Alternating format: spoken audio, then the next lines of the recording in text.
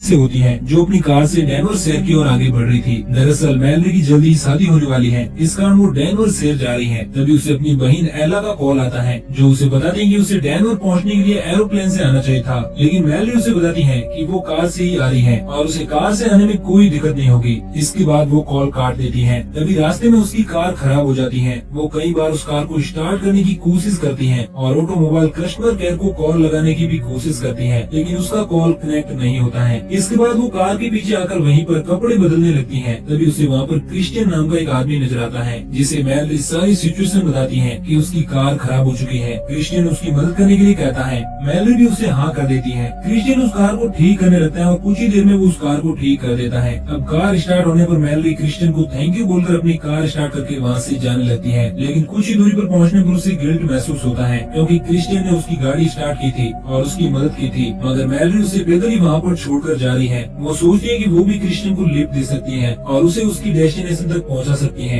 Malory अपनी car को reverse कर लेती है और क्रिश्चियन को अपने साथ चलने के लिए कहती है। क्रिश्चियन उसकी बात मानकर कार में बैठ जाता है और वो दोनों आगे बढ़ते हैं। कुछ दूर चलने पर क्रिश्चियन मैलरी से नॉर्मल सी बातें करता है, लेकिन थोड़ी दूर आगे बढ़ने पर वो रास्ते में अजीब सी हरकतें करने लगता है। वो इस बारे में बात करता है कि कैसे डेस्टिनी ने उन्हें एक साथ मिलाया और ऐसा ही होना था, जिससे नाराज होकर मैलरी उसे अपनी कार से बाहर निकलने के लिए कहती है। लेकिन क्रिश्चियन ऐसा नहीं करता। वो उसे डराने की कोशिश करता है और अपने पास रखे हुए एक चाकू को निकालकर उसे ड्राइव करने के लिए कहता है और मैलरी भी उसकी बात को मान लेती है, क्योंकि उसे क्रिश्चियन से डर लगने लगा था। मैलरी नोटिस करती है कि क्रिश्चियन ने सीट बेल्ट नहीं बांधी है और मैलरी को एक आइडिया आता है। वो सोचती है कि अगले कर्व यानी कि अगले मोड़ पर वो कार को इस तरह मुड़ेगी कि क्रिश्चियन गाड़ी से नीचे गिर जाएगा और आसानी से उसे छुटकारा पा लेगी। थोड़ी दूरी पर एक मोड़ आता है, जिस पर मैलरी अपनी कार को बड़ी तेजी से टर्न करती है, जिससे कार रोड से नीचे गिर जाती है और वहीं पर पलट जाती है। वो कार बहुत बुरी तरह से क्रैश हो जाती है, जिस कारण मैलरी देखती है कि वो कार में बुरी तरह से फंस चुकी है और उसका एक पैर दरवाजे में अटक चुका है, जिससे बहुत सारा खून निकल रहा है। वहीं हम क्रिश्चियन को देख पाते हैं, जो उस कार में होने के बावजूद भी पूरी तरह से ठीक होता है और वह मैलरी को इस हालत में देखकर उसका मजाक उड़ाने लगता है और उसे कहता है कि उसे अपने आप ही इस कार से बाहर निकलना होगा, वो उसकी कोई मदद नहीं करेगा। ऐसा कहकर वो वहाँ से चला जाता है। मैलरी उस कार से निकलने की बहुत कोशिश करती है और मदद के लिए चिल्लाने लगती है। फिर भी वो कार से निकलने की कोशिश में लग जाती है, लेकिन वो ऐसा नहीं कर पाती और देखते ही देखते अब शाम हो जाती है,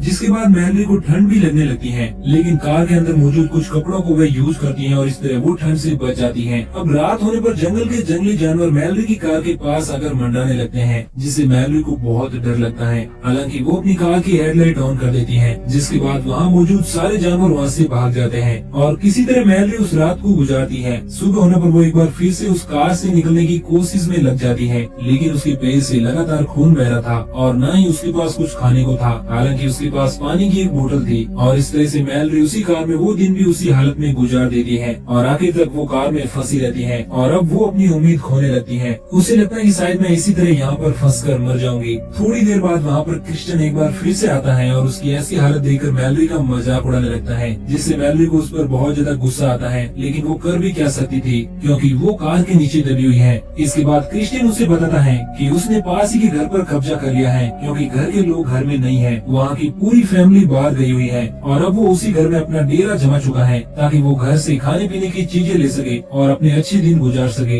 इस दौरान क्रिश्चियन मैलरी के सामने ही खाना खाने लगता है और कुछ कोल्ड ड्रिंक भी पीने लगता है और वह उसे चिढ़ाने लगता है। क्रिश्चियन देखता है कि मैलरी की हालत बहुत ज्यादा खराब हो चुकी है, इस कारण वो उसे उसी हालत में वहाँ पर छोड़कर वहाँ से जाने लगता है। इसके बाद एक बार फिर से रात हो जाती है और मैलरी ठंड से बचने के लिए अपने पास लगे हुए लाइटर से कार के पास ही आग जलाती है। थोड़ी देर बाद कोशिश करने पर उसे नींद लग जाती है, लेकिन रात होने पर उसकी नींद खुल जाती है, क्योंकि कुछ चूहे उसकी बॉडी पर रेंग रहे थे, जिनसे परेशान होकर वो एक चूहे को लकड़ी की मदद से खत्म कर देती है और उसे खा जाती है, क्योंकि उसने 3 दिनों से कुछ भी नहीं खाया था। और इस दौरान मैलरी अपना ही यूरिन पानी की जगह पी लेती है। इससे उसकी काफी हद तक प्यास बुझ जाती है। अगली सुबह मैलरी की नींद खुलती है, क्योंकि उसका मोबाइल बज रहा था, लेकिन जैसे ही वो मोबाइल उठाने की कोशिश करती है, तभी वहाँ पर क्रिश्चियन आ जाता है, जिसे देखकर वो अपना मोबाइल छुपा लेती है, ताकि क्रिश्चियन उससे उसका मोबाइल ना छीन ले। इसके बाद क्रिश्चियन उसे बताता है कि जिस घर में वो रह रहा है, वहाँ के लोग एक बार फिर से वापस लौट आए हैं, लेकिन उसने उन लोगों को उसी घर में कैद करके रखा हुआ है और वह उन्हें टॉर्चर भी करता है। इस दौरान क्रिश्चियन उसे बताता है कि वो आज मैलरी की मदद करेगा, वो उसे कार से बाहर निकलने में उसकी हेल्प करेगा।